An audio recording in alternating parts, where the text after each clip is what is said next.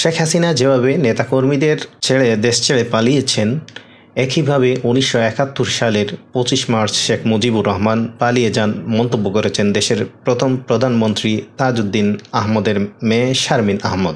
বেসরকারি টেলিভিশনের একটি অনুষ্ঠানে এ মন্তব্য করেন শারমিন আহমদ। তাজউদ্দিন আহমদের মেয়ে বলেন, শেখ মুজিবুর রহমান 25 মার্চ গ্রেফতার হওয়ার আগে তাজউদ্দিন আহমদকে কোনো নির্দেশনাই দিয়ে যাননি। ওই রাতে শেখ হাসিনার মতো নেতাকর্মীদের ছেড়ে নিজের পরিবারকে নিরাপদ জায়গায় রেখে শেখ মুজিব পালিয়ে যান। সেই রাতে তিনি তাজউদ্দিন আহমদকে বলে গেলেন, নাকে তেল দিয়ে ঘুমাও, পরশু হরতাল ডেকেছি, এখনও খোঁজ করলে সেই হরতালের পোস্টারগুলো পাওয়া যাবে। শারমিন আহমদ বলেন, এই হরতালের ঘোষণা তিনি যখন দিলেন তখন অলরেডি আমরা জানতে পেরেছি যে ক্র্যাকডাউন হবে।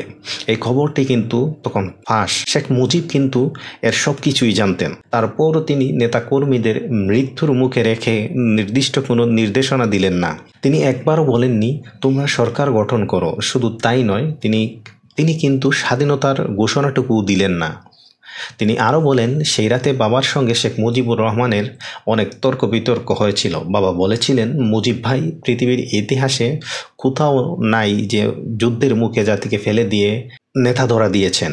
আপনি তো কোনো নির্দেশনা দিয়ে যাচ্ছেন না। কিন্তু বাবার এই কথা শুনে তিনি শুধু বললেন, তোমরা যা করার করবে।